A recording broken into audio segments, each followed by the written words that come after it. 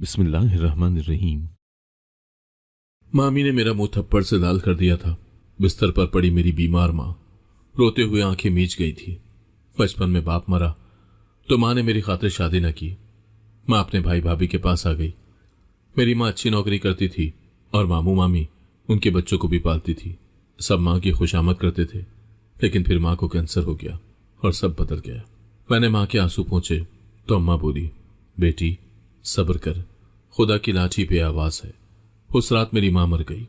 मैंने माँ के जनाजे पर बैठकर खुदा से इंसाफ मांगा तो उसी लम्हे जो हुआ वो सबको लरसा गया।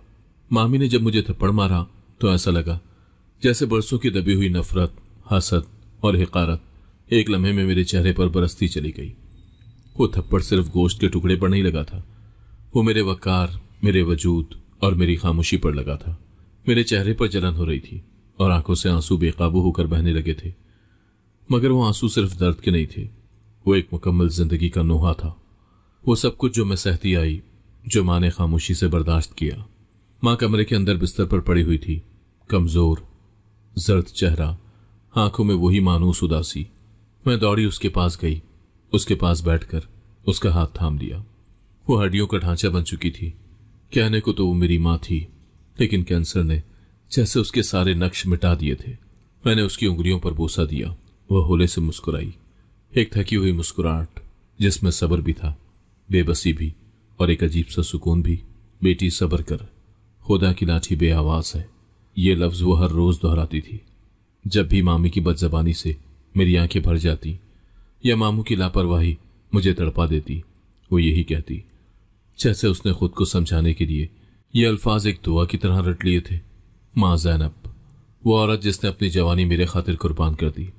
मेरे बाप के मरने के बाद जब सबने उसे मशवरा दिया कि दोबारा शादी कर ले, उसने इनकार कर दिया। मेरी बेटी मेरी दुनिया है, वो कहा करती थी। मैं छोटी थी तब, लेकिन इतना समझ गई थी कि मेरी माँ ने अपनी औरत होने की ख्वाहिशों को एक माँ होने की जिम्मेदारी के नीचे दफन कर दिया था। हम मामू के घर आ गए थे। शुरू शुरू में सब कुछ ठीक था।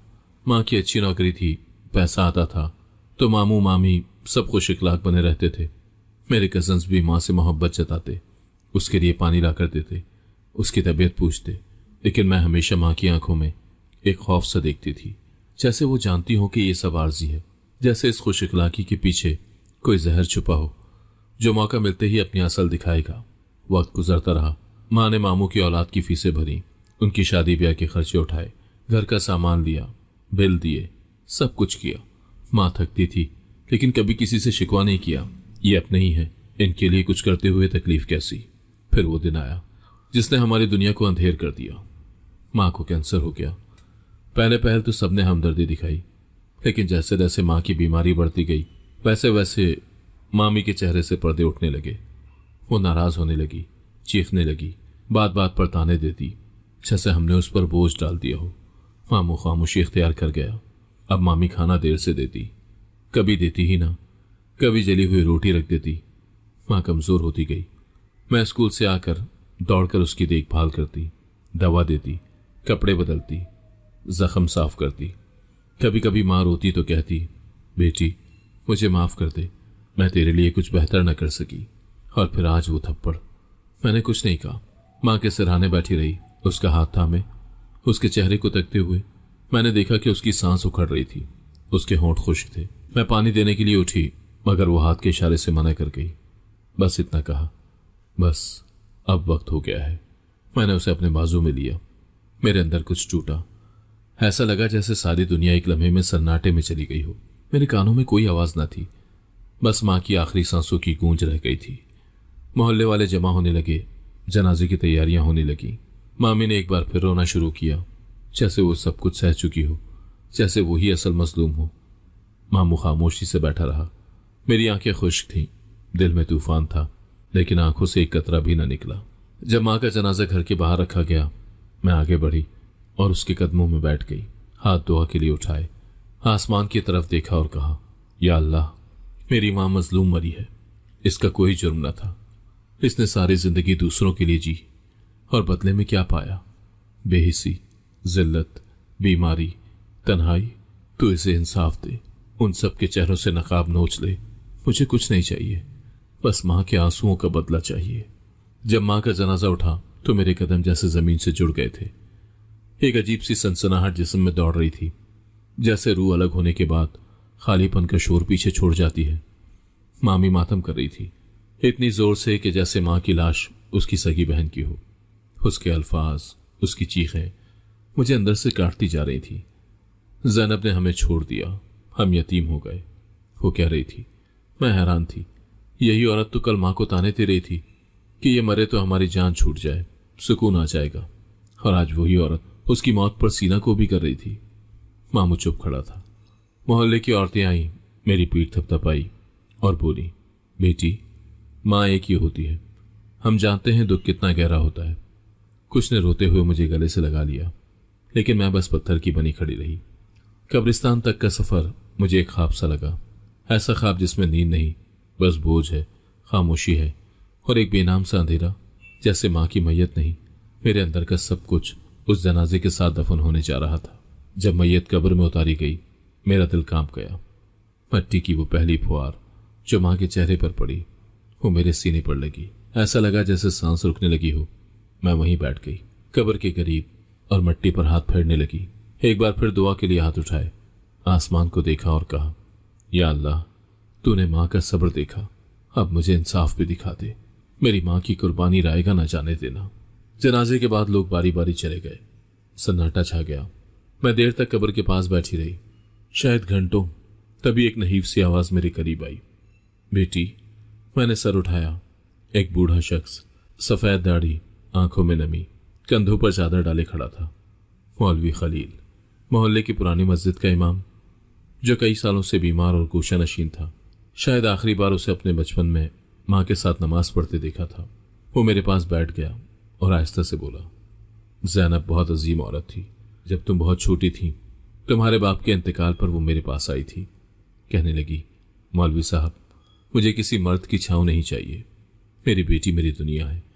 मैंने उसके फैसले में वो हिम्मत देखी जो शायद मर्दों में भी नहीं होती। मेरे गाल आंसुओं से भीग गए। मैंने कहा, फिर भी वो इतनी तकलीफ में रही। वो हर किसी के काम आई, खुद दर्द समेटे, और आखिर में तन्हा मर गई। मौलवी खलील ने मेरे सर पर हाथ रखा और वो जुमला कहा जो शायद सारी जिंदगी मेरे दिल में गूंजता रहेगा, खुदा सुनता है बेटी, तेरा सब्र ही तेरी ताकत बनेगा। मगर जो बदुआएं कब्र से उठती हैं वो आसमान तक जाती हैं। तेरी माँ की आह बहुत जल्द रंग लाएगी, बस सब्र कर और अपने दिल को कमजोर ना होने देना। मैंने उसके अल्फाज को दिल में बिठा लिया, जैसे वो माँ के बाद मेरे लिए आखिरी हमदर्द हो। उसने एक पर्ची मेरे हाथ में दी जिस पर एक दुआ लिखी थी, ये पढ़ा करो, इससे दिल को ताकत मिलेगी और एक दिन खुदा का इंसाफ खुद बोलेगा। उस रात में मामू के घर वापस गई, लेकिन मेरे दिल में कुछ बदल चुका था।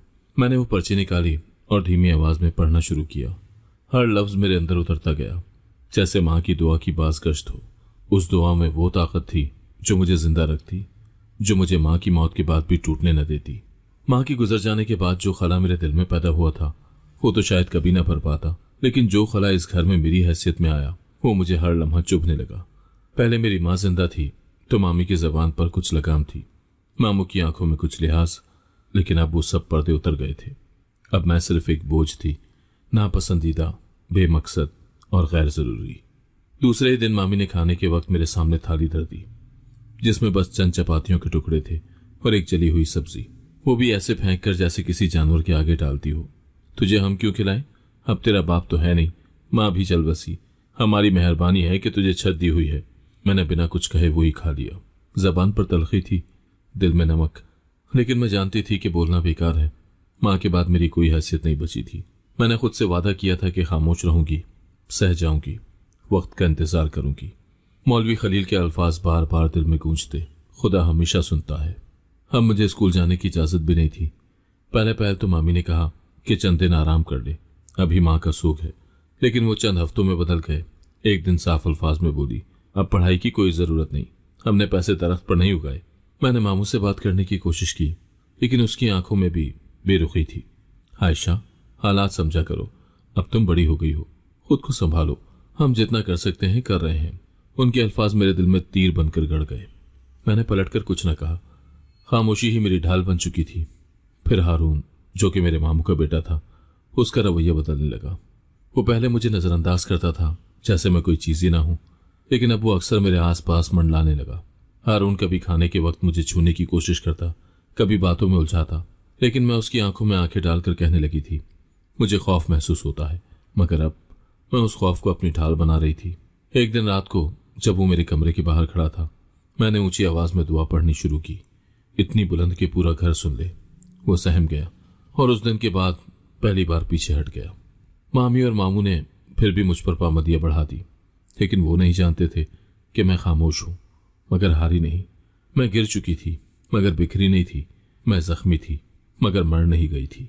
और मैं जानती थी कि जिस दिन खुदा की लाठी चलेगी वो आवाज सब सुनेंगे, वो भी जो अभी अंधे बने बैठे थे, वो भी जो बहरे हो चुके हैं। और तब किसी का झूठ काम ना आएगा, ना रिश्ते ना रुतबे। वो दिन आएगा, मैं खुद को बार बार याद दिलाती थी, और जब वो आएगा तो सब कुछ बदलेगा। माँ की वफात के बाद मैं उस घर में सिर्फ एक सांस लेती हुई गैर जरूरी शय बन गई थी, जैसे कोई पुराना कपड़ा जिसे फेंका तो नहीं जा रहा मगर किसी कोने में धरा हुआ है, जिसकी मौजूदगी भी सबके लिए बोझ बन जाए। पहले मेरी माँ इस घर की जरूरियात का बोझ उठाती थी, पैसे देती थी और सबकी जबानें बंद रखती थी। अब जब वो चली गई तो उन जबानों से जैसे जहर टपकने लगा था। पहला हमला मेरे कपड़ों पर हुआ।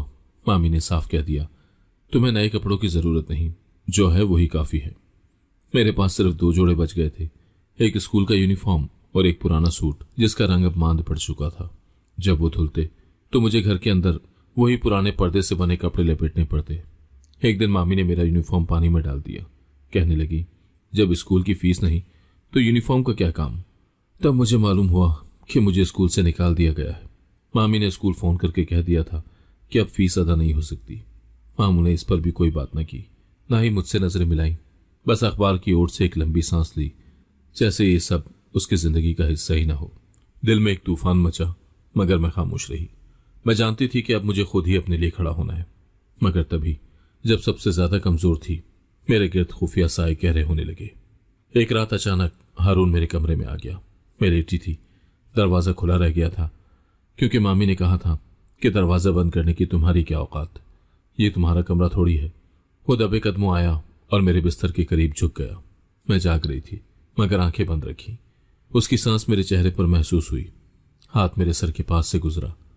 मैंने बिजली की सी तेजी से आंखें खोली, उठकर चीखी, हारून। वो चौंक गया, पीछे हटा, मगर फौरन चेहरे पर मसनूई मासूमियत ले आया। अरे, मैं तो बस देखने आया था कि तुम ठीक हो या नहीं, इतनी चीख क्यों मार रही हो। मेरे चीखने की आवाज पर मामी आई और बात सुने बगैर मुझ पर बरस पड़ी।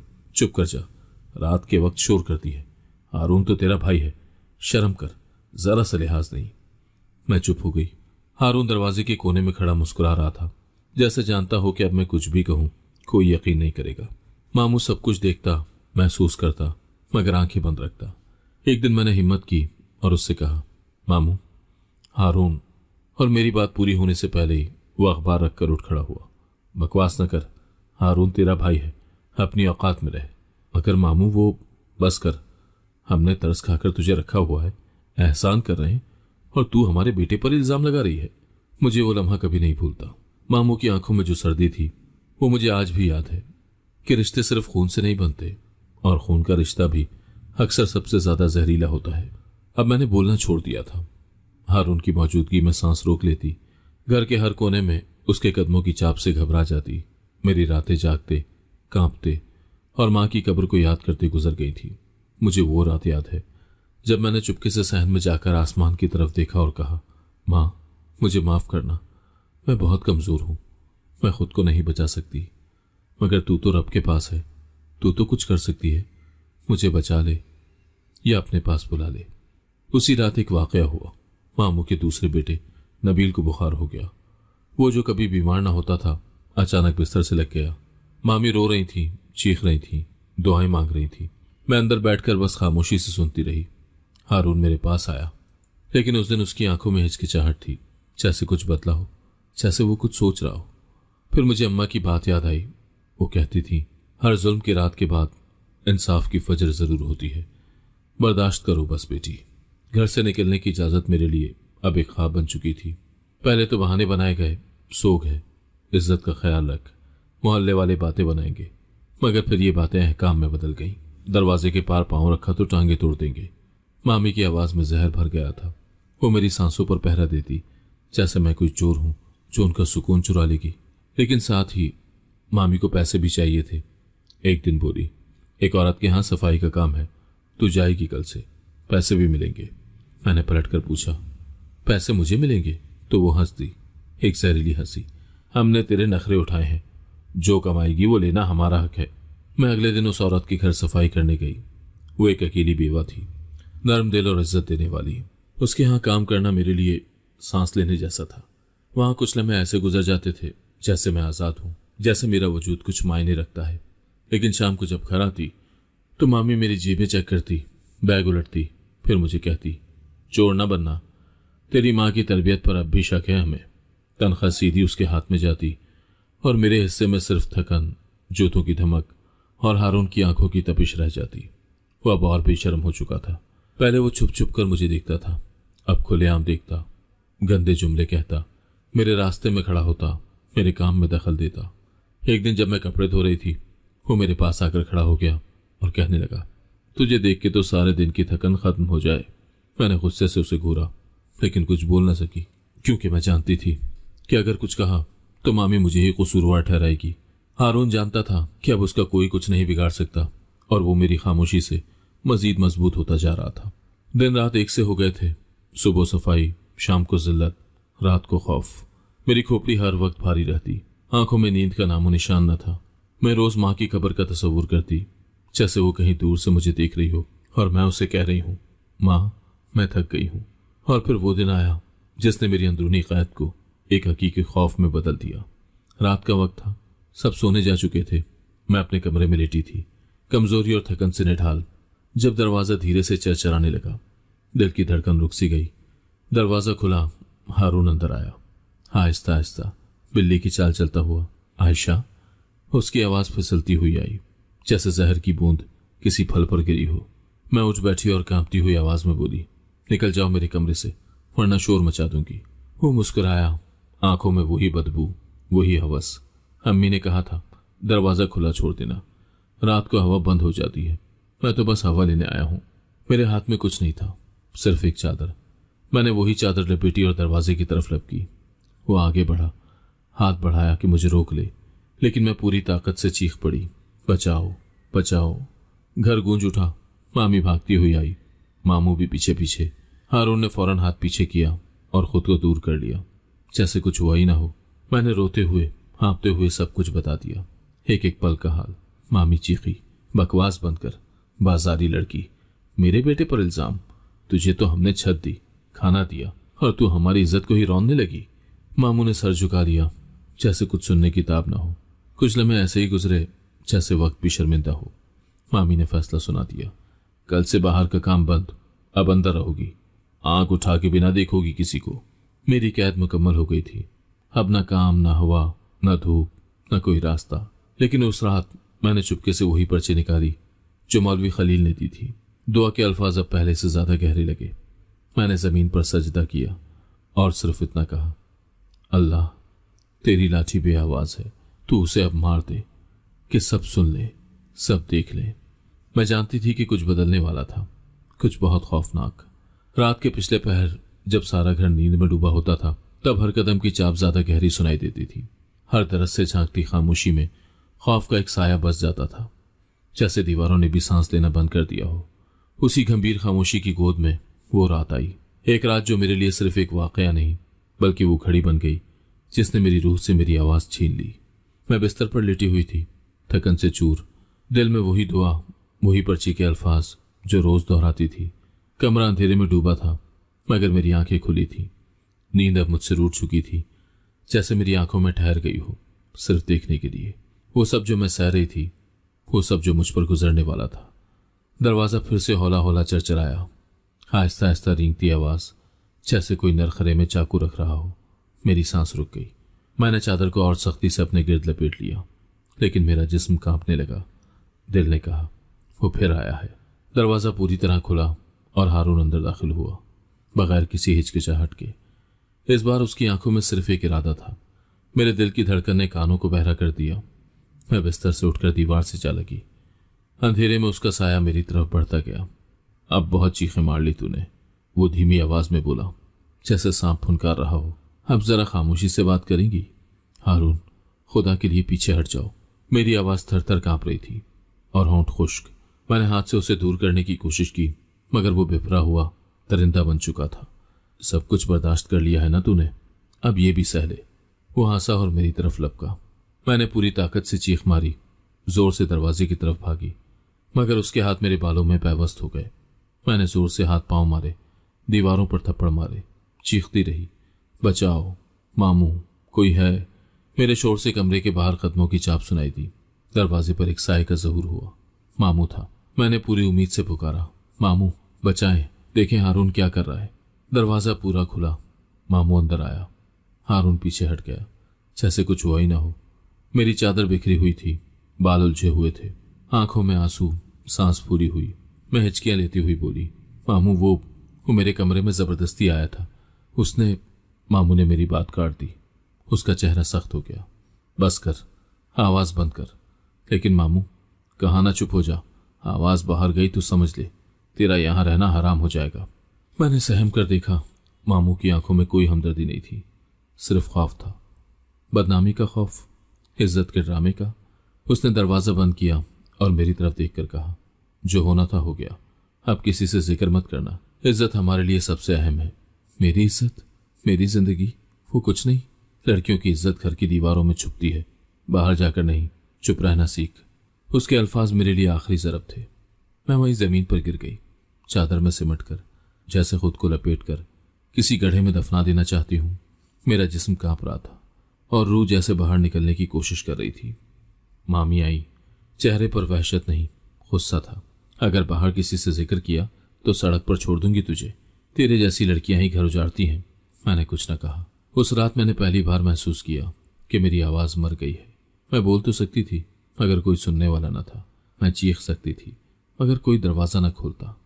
मैं जिंदा थी, लेकिन मेरी रूह कैद हो चुकी थी। ऐसी कैद जिसकी कुंजी उनके हाथों में थी, जिन्हें मेरी तकलीफ से ज्यादा अपनी झूठी इज्जत अजीज थी। मैं रात भर माँ को याद करती रही। उसकी गोद, उसकी नर्म हथेलियां, उसकी दुआएं, उसकी हिफाजत। वो अगर होती तो शायद ये सब ना होता। मैंने माँ की कब्र के तस्वुर में आंखें बंद की और अपने आंसू उस मिट्टी के सुपुर्द किए जिसमें मेरी माँ की आखिरी पनाह थी। उसी लम्हे मुझे याद आया मौलवी खलील की पर्ची, जो अब मेरी सबसे बड़ी ताकत बन चुकी थी।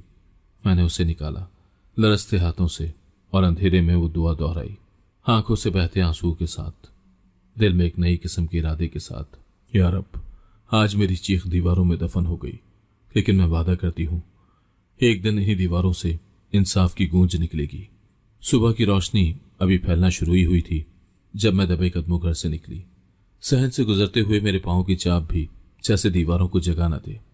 मैं एहतियात से चलती रही। मामी और मामू कमरे में थे। हारून अब भी नींद में गर्क होगा और मेरे दिल में एक ही इरादा था, माँ की कब्र पर जाना। वही एक जगह बची थी जहां मैं खुलकर सांस ले सकती थी, जहां मुझे अपने होने का एहसास होता था, जहां मैं अपनी तकलीफ किसी ऐसे वजूद के सामने रख सकती थी जो मुझे सुने, समझे और शायद मुझे जवाब भी दे। कब्रिस्तान के दरवाजे पर पहुंचकर मैंने एक पल को रुककर खुद को संभाला। सुबह की खनकी में मेरे बदन पर कांपती चादर और अंदर की टूट फूट एक साथ लरस रही थी। मैं माँ की कब्र तक पहुंची, धीरे से उसके सिरहाने बैठ गई। मट्टी अभी भी नम थी, जैसे मेरी सिसकियां अब भी उसे भिगो रही हूं।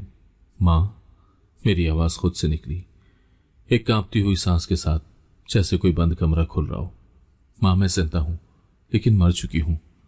तेरे बाद उस घर ने मुझे नोच लिया और मैं चुप रही। पहले उन्होंने मुझे तालीम से महरूम किया, फिर कपड़े छीने, खाने पर ताना दिया, फिर मुझे काम पर लगाया और फिर तेरी इज्जत को, मेरे जिस्म को, वो भी रौंद दिया। मेरी आवाज टूटने लगी थी, आंखों से आंसू बह रहे थे और हाथ मट्टी में गड़ते जा रहे थे, जैसे मैं खुद को भी तेरे साथ दफन कर दूं। माँ, मैं चीखी, मैं चिल्लाई, मैंने तेरी कस्में खाई, मगर कोई दरवाजा न खुला। मामू ने कहा, इज्जत बचा के रख, और मैं सोचती रही कि मेरी इज्जत किसे अजीज है। खामोशी थी, कब्र की मट्टी जैसे मेरी सिसकियों को जज्ब कर रही हो। हवा में एक अजीब सी सनसनाहट थी, जैसे अल्फाज फिजा में जम गए हों। तभी मेरे करीब से एक खांसती हुई आवाज उभरी, बेटी। मैं चौंकी, सर उठाया तो सामने एक झुर्रियों भरा चेहरा, एक बूढ़ी फकीरनी, पुरानी मैली कुचैली चादर ओढ़े लकड़ी के सहारे खड़ी थी। उसके चेहरे पर वक्त के हजारों मौसम नक्श थे और आंखों में वो गहराई जो शायद किसी दरवेश के होती है। तू क्यों रोती है यहाँ? उसने नरमी से पूछा। मैंने नजरें चुरा ली। अपनी माँ से बात करने आई हूँ। वो धीरे से मेरे करीब आई और कब्र के पास बैठ गई, जैसे वो भी इस दर्द में शरीक हो। दुख माँ के बगैर बड़ा होता है, मगर वो दुख जो तुझे अंदर से तोड़ दे वो और भी जालिम होता है। मैंने उसकी तरफ देखा, हैरत और उलझन के दरमियान। तुझे क्या पता मेरे दिल का हाल? वो हंस दी, एक ऐसी हंसी जिसमें सदियों की थकन छुपी थी। बेटी, ये दुनिया ना बहुत जालिम है, लेकिन मजलूम की बद्दुआ कभी रायगा नहीं जाती। तू जिस सब्र की चादर ओढ़कर जी रही है वो अब आसमान पर नोट हो चुकी है। तू बेआवाज रोई, पर रब ने सुना है। सुना? मैंने खुद से पूछा, या शायद उस फकीरनी से? तो फिर वो खामोश क्यों है? जब मेरे जिस्म पर हाथ पड़ा तो फिर कुछ हुआ क्यों नहीं? उस वक्त जब मैंने चीखा और दरवाजे बंद हुए तब? उसके चेहरे पर एक संजीदगी आई, आंखें चमकने लगी। बेटी, मजलूम की चीख जमीन नहीं खाती, वो आसमान की बुनियादों में हलचल मचाती है। बस देर होती है, तेरे हिसाब का वक्त शुरू होने वाला है। हिसाब? मैंने आहिस्ता से दोहराया। हाँ, जिसने तुझे रोका, जिसने तुझे छीना, जिसने तुझे नोचा, जिसने तेरी चीख को दबाया, वो सब अपने हिस्से की सजा भुगतेंगे। तू जा और सब्र कर, वक्त के दरवाजे खुलने वाले हैं और जो पर्दे हैं वो फटने वाले हैं। मेरे अंदर एक हलचल सी मच गई, जैसे मेरे अल्फाज किसी और के लबों से निकले हों, जैसे वो फकीर ने सिर्फ मेरे दिल की आवाज थी। मैंने नजरें झुकाई और माँ की कब्र पर हाथ रखा। माँ, मैं सब्र करूंगी, पर अब रुकूंगी नहीं। अब मैं इंतजार नहीं करूंगी कि कब कोई आए और मुझे बचाए। अब मैं खुद वो हाथ बनूंगी जो इंसाफ को छुएगा, जो उन जख्मों को आश्कार करेगा। फकीरनी उठ गई और चलने लगी, मगर जाते जाते एक आखिरी जुमला कहा जो मेरे दिल में छुप गया। बेटी, हर कब्र अपने वक्त पर बोलती है। तेरी माँ की कब्र भी बोलेगी और गवाही देगी तेरे हक में। मैं देर तक वहीं बैठी रही, आंखें बंद किए, और पहली बार ऐसा लगा जैसे माँ के लम्स का एहसास कब्र से निकलकर मेरे हाथों तक आया हो, जैसे उस मिट्टी के नीचे अब भी उसका दिल धड़क रहा हो, मेरे लिए, मेरे हक में। मैं उठी, कपड़े झाड़े और घर की तरफ रवाना हो गई। मैं खाली दिल के साथ आई थी, पर अब मेरे दिल में एक उम्मीद थी। दिन बदल रहे थे और मैं दिल दिल में महसूस कर रही थी कि वो हिसाब जिसका वादा बूढ़ी फकीरनी ने माँ की कब्र पर किया था अब हकीकत का रूप लेने लगा था। सब कुछ एक मामूल की तरह चल रहा था। मामी अब भी अपने जहरीले जुमलों से मेरे वजूद को नोचती। हारून की नजरें अब भी मेरे हर कदम पर लगी रहती। मामू की बेनियाजी और सर्द महरी पहले से ज्यादा गहरी हो चुकी थी, मगर इन सब के बीच फिजा में कुछ बदला बदला सा था। एक खामोश सी लर्जिश, जैसे किसी तूफान से पहले का सकूत। और फिर वो दिन आया जिसने उस घर की बुनियादें हिला दी। सुबह का वक्त था। मैं हस्बे मामूल बर्तन धो रही थी जब मोहल्ले की एक लड़की रजिया दौड़ती हुई आई। मामी बाहर सैन में बैठी थी। रजिया ने आकर फूली हुई सांस में बताया, खाला, नाजिश को उस लड़के के साथ देख लिया सबने, आशिर के साथ, वही लड़का जो पहले ही 2 लड़कियों की जिंदगी बर्बाद कर चुका है। मामी के हाथ से कप छूटकर जमीन पर गिरा। वो लम्हा भर को गूंगी हो गई, फिर एक झटके से खड़ी हुई और चीख कर बोली, क्या बकवास कर रही है तू? मेरी बेटी कोई ऐसी वैसी नहीं। खाला, सबने अपनी आंखों से देखा, आशिर के साथ वो पार्क में थी, बाजू थामे। पुलिस वाले भी वहां आ गए थे। रजिया की जबान हिचकिचाते हुए चल रही थी, लेकिन आंखों में सच था। मेरे हाथ बर्तन से निकलकर रुक गए। मैंने सर झुकाया, लेकिन दिल में एक अजीब सी ठंडक उतरने लगी। नहीं, ये खुशी नहीं थी, ये सुकून था। वो पहला वार था जो ऊपर वाले ने किया था। जिसने सब कुछ सहा, उसके लिए इंसाफ की पहली चिंगारी जमीन पर जा पड़ी थी। उस दिन शाम तक मोहल्ले में बात फैल गई। मामी के वो दोस्त, वो रिश्तेदार जो रोज उसकी चापलूसी करते, अब नजरें चुराते फिर रहे थे। मामी जो मुझे गुनहगार और बदकिरदार कहती थी, अब अपनी बेटी के किरदार की सफाइयां देती फिर रही थी। झूठ है सब, हमारी इज्जत का दुश्मन है आशिर। नाजिश को बदनाम करने के लिए ये सब किया गया। वो चीखी, मगर आवाज में यकीन नहीं रहा था। मैं कमरे के कोने में बैठी ये सब सुन रही थी। मेरी आंखें माँ की कब्र की तरफ उठी।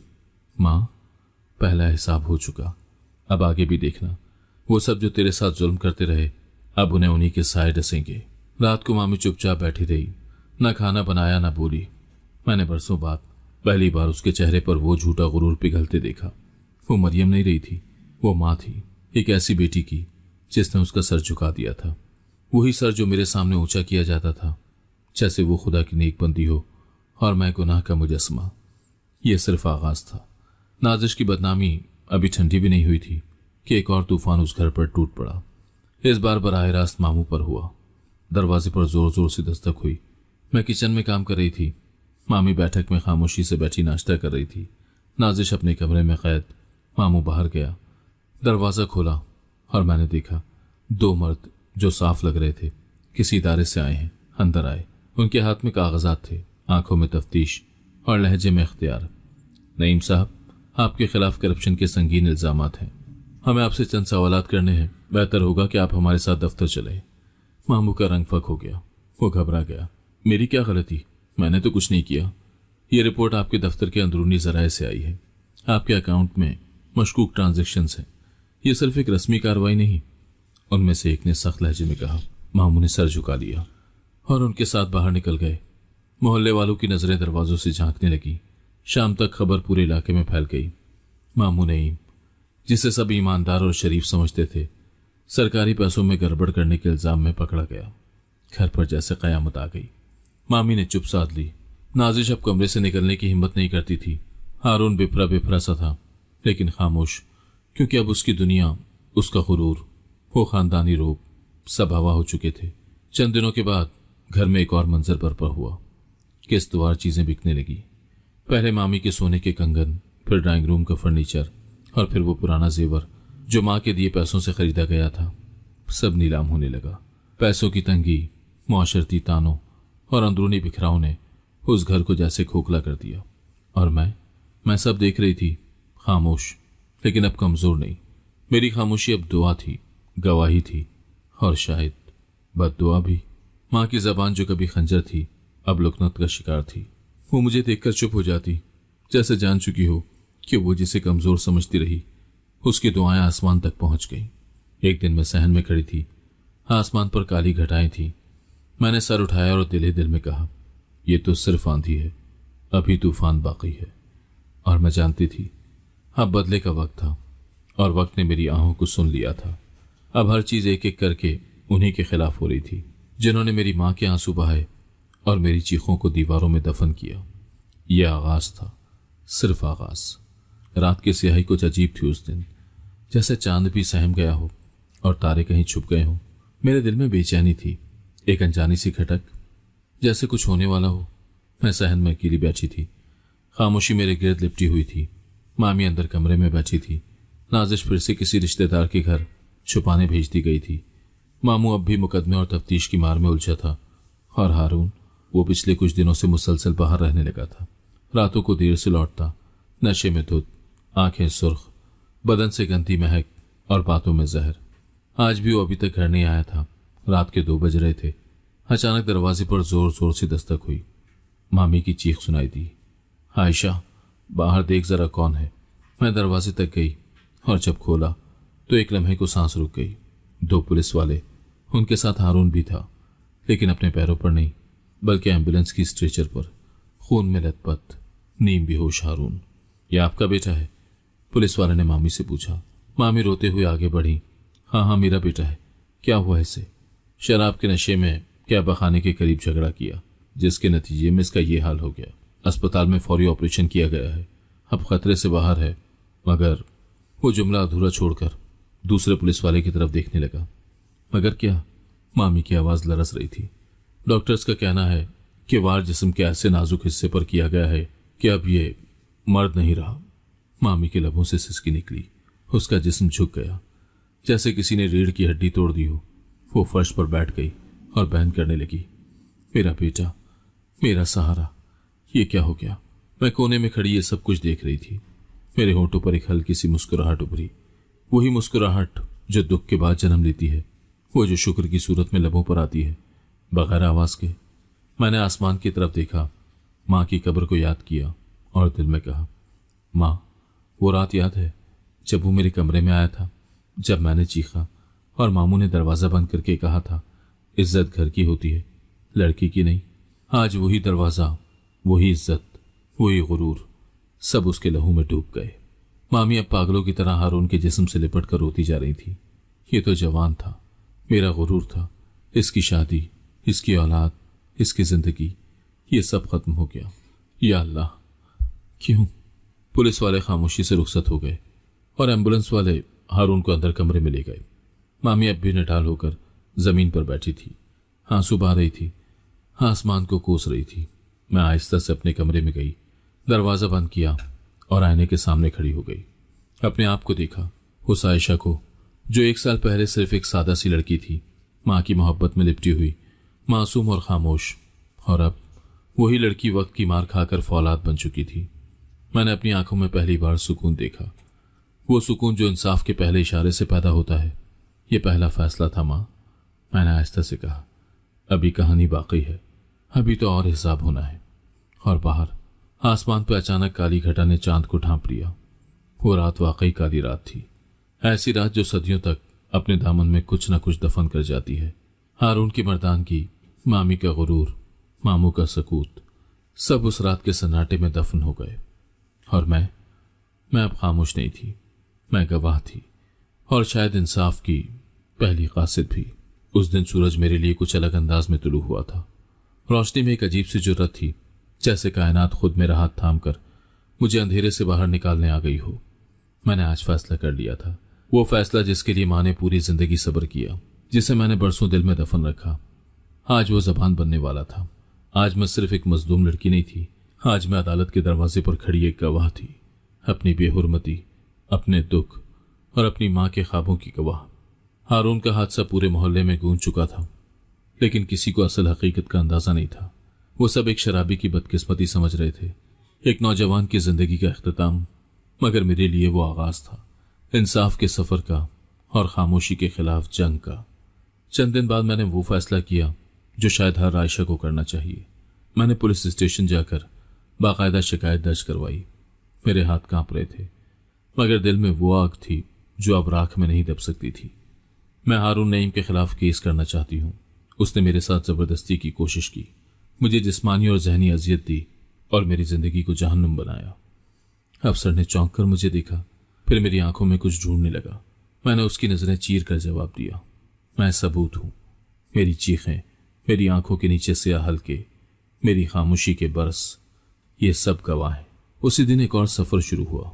कागजात, सबूत, बयानात, थाने के चक्कर, कमरा अदालत की सर्द दीवारें और वो बेरंग लिबास जो इंसाफ की उम्मीद में हर रोज पहना जाता है। समाजी कारकुन नायला मेरे पास आई।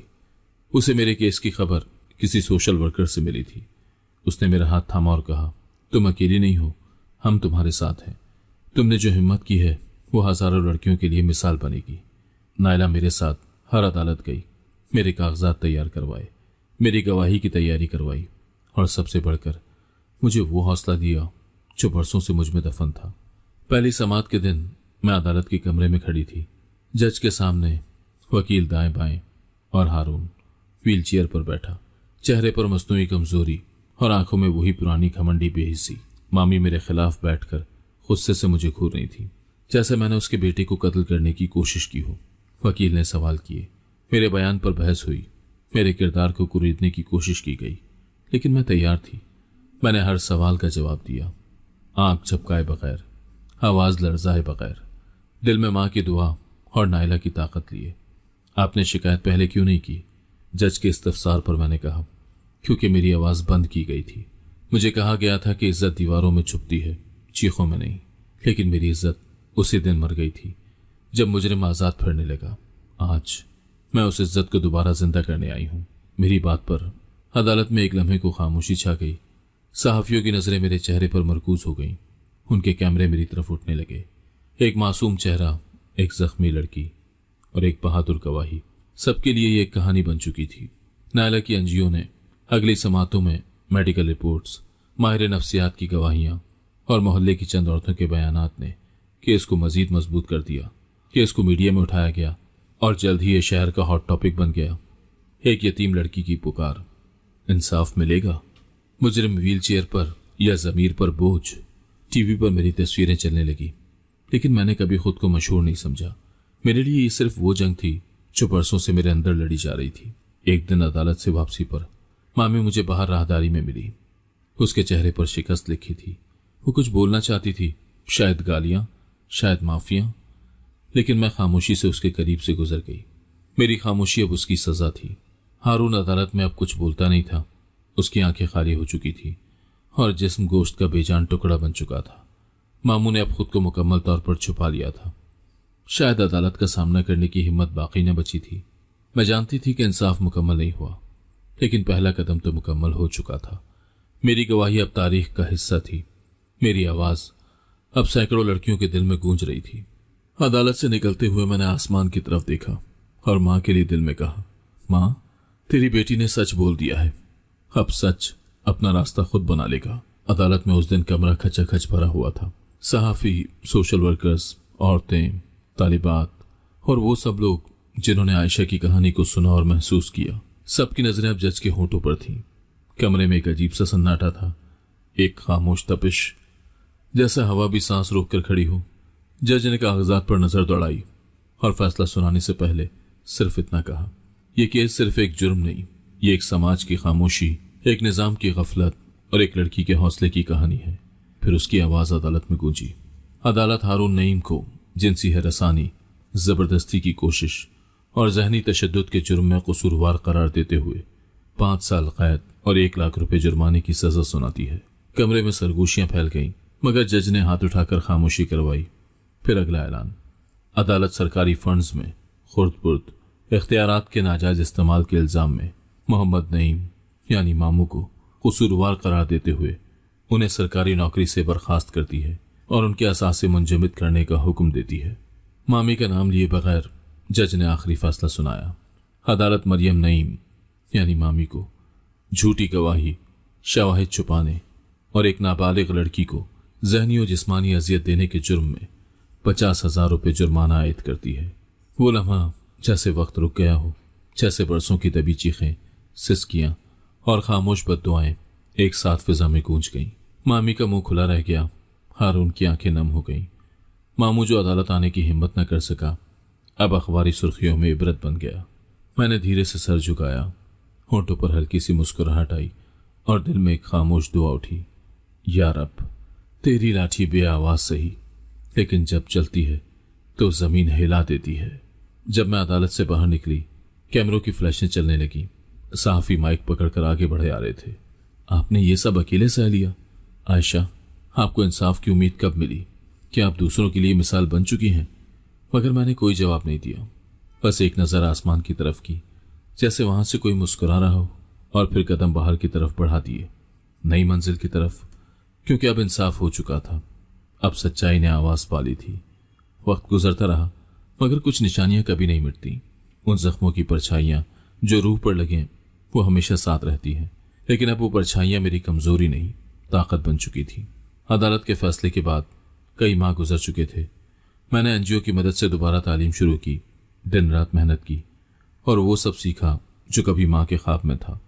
मैंने अपनी डिग्री मुकम्मल की, फिर एमए, और आखिरकार वो दिन आ गया जिसका ख्वाब कभी माँ ने मेरे हाथों को थाम कर देखा था। आज मैं एक मोतबर तालीमी इदारे में लेक्चरार बन चुकी थी। तालिबात मुझे रोल मॉडल मानती थी और मैं हर क्लास में सिर्फ मजमून नहीं, खुद एतमादी, हौसला और हक की लड़ाई का सबक भी देती थी। और फिर वो दिन आया जब मैं माँ की कब्र पर गई, बरसों बाद। इस बार मेरी आंखों में कोई आंसू न थे, सिर्फ फूल थे, चादर ओढ़े, हाथ में दुआओं का हार और आंखों में वो सुकून जो सिर्फ इंसान की धूप में मिलता है। मैं कब्र के करीब बैठी, माँ की कब्र की मिट्टी को छुआ, जैसे माँ का चेहरा छू रही हूँ। माँ, मैंने आहिस्ता से कहा, तेरी बेटी ने सब्र किया, लेकिन खामोश नहीं रही। तेरे आंसू, तेरी कुर्बानी और तेरे आखिरी लफ्ज, सब्र कर, खुदा की लाठी बे आवाज है, सब याद रहा मुझे। माँ, तेरा रब खामोश नहीं था, सब देख रहा था। वो इंसाफ जरूर देता है। हवा ने हल्की सी सरगोशी की, जैसे कब्र से दुआ निकली हो और आसमान पर लिखी गई हो। आयशा उठ खड़ी हुई, मट्टी साफ की और मुस्कुराकर आसमान को देखा। यह नया सवेरा था, जहां जुल्म खत्म नहीं हुआ था, लेकिन आवाज उठना शुरू हो चुकी थी। जहां खौफ बाकी था, मगर हौसला उससे भी बड़ा था, और जहां एक खामोश लड़की एक तूफान बन चुकी थी। अगर आपको आज की कहानी पसंद आई है तो वीडियो को जरूर लाइक कीजिएगा और अपने दोस्तों के साथ भी शेयर कीजिएगा। और हां, अगर आपने अभी तक हमारा चैनल सब्सक्राइब नहीं किया तो जरूर सब्सक्राइब करें। मिलते हैं कल एक नई और दिलचस्प कहानी के साथ। अल्लाह हाफिज।